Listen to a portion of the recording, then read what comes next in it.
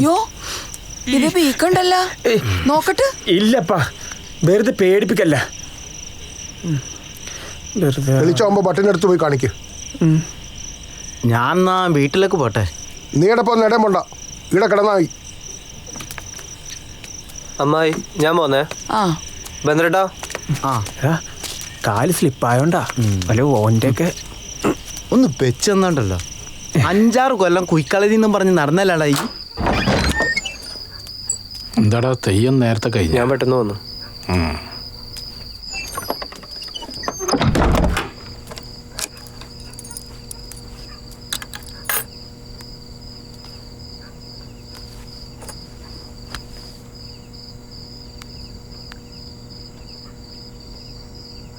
The number you are calling is either unreachable or switched off at the moment. Please try again later.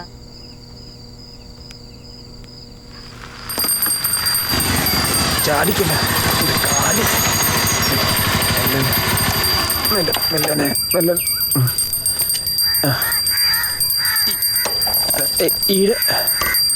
ഒരു second. അയ്യോ വാ.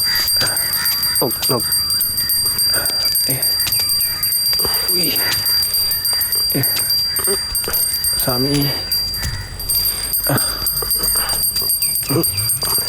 നോക്കി മെല്ലനെ. ഉയിൻ്റെപ്പാ.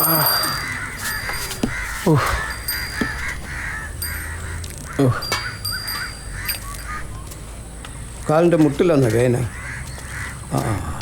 ആടെ കിടക്ക്.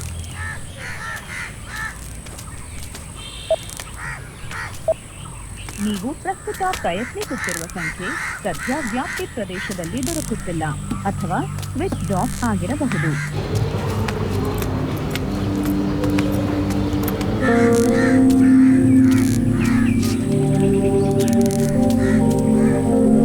ನೀವು ಪ್ರಸ್ತುತ ಪ್ರಯತ್ನಿಸುತ್ತಿರುವ ಸಂಖ್ಯೆ ಸದ್ಯ ವ್ಯಾಪ್ತಿ ಪ್ರದೇಶದಲ್ಲಿ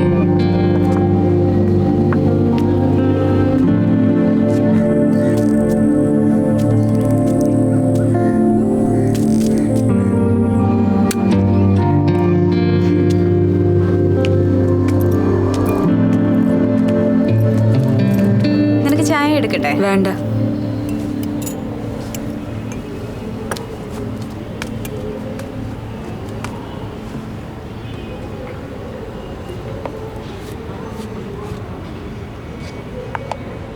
നിനക്ക് ചായ വേണ്ടല്ലോ.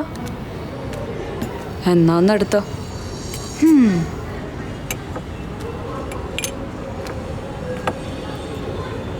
നീ എന്താ നേരത്തെ വന്നേ? ഇത് തീർക്കണ്ടേ? ഓ,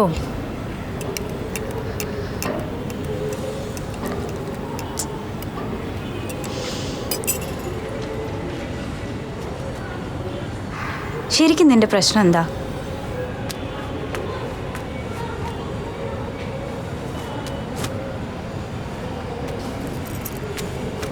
ഡി, ഞാൻ ഒരു പൊട്ടിയാണെന്ന് നീ വിചാരിക്കരുത്. നിന്നെ കണ്ടറിയാൻ നീ ഇന്നലെ ഉറങ്ങിയിട്ടില്ല എന്നുള്ളത്.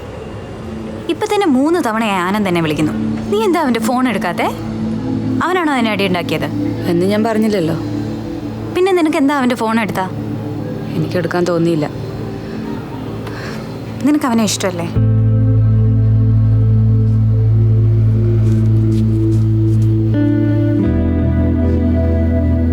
നീ കാണിക്കുന്ന ഒട്ടും ശരിയല്ല.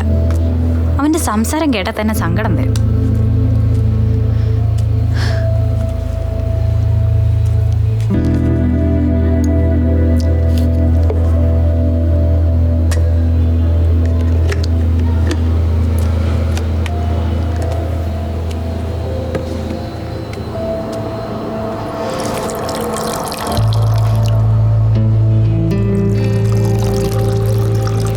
കണ്ണൂരിലെ കാര്യം എനിക്കറിയാത്തോണ്ടാ അങ്ങോട്ടും ഇങ്ങോട്ടും കൊല്ലാൻ നടക്കുക ആൾക്കാർ. ഇതൊന്നും നിനക്ക് നേരത്തെ അറിയാൻ പാടില്ലായിരുന്നോ? കുറച്ച് നാളായിട്ടെല്ലാം മറന്നിരിക്കുകയായിരുന്നു. ഇന്നലെ രാത്രിയല്ല ഓർത്തെടുത്ത്.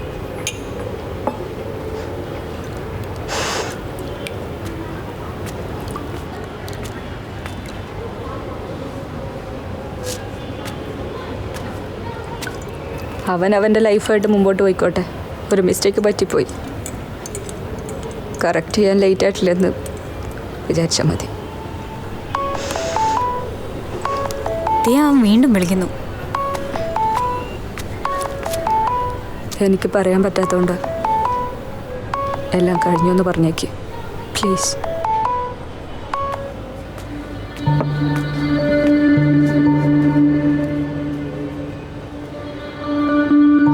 ഹലോ ആനന്ദ്, നീ ഇനി ഐശ്വര്യ വിളിക്കണ്ട. അവൾക്ക് നിന്നോട് സംസാരിക്കാൻ താല്പര്യമില്ല. Please try to understand. It's all over.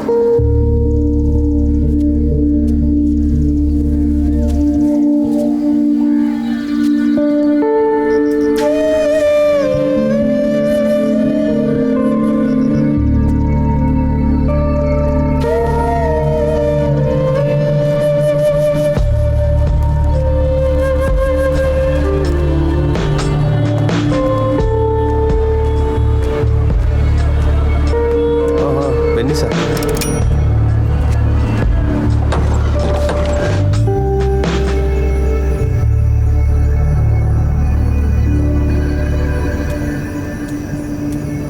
Ammu ഉറങ്ങുന്നില്ലേ? ആ പോന്ന്.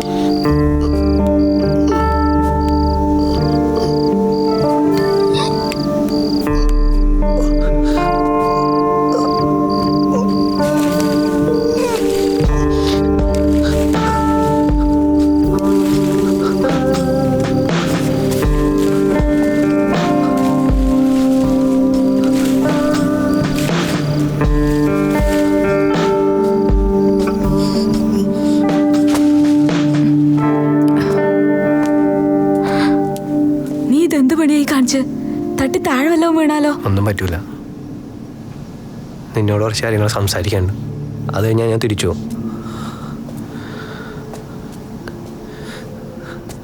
കൊടീൻ്റെ നിറം നോക്കാണ്ട് മനുഷ്യനെ മനുഷ്യനായിട്ടാണ്, ഒരാളായിട്ടാണ് നിങ്ങളെ ഞാൻ വിചാരിച്ചത്.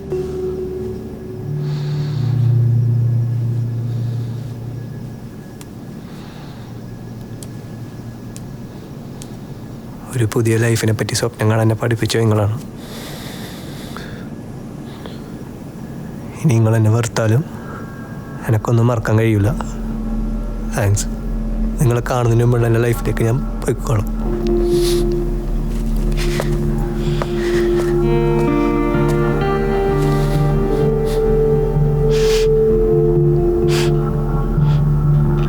നീ എന്താ ഇങ്ങനെയൊക്കെ പറയുന്നേ നന്ദു?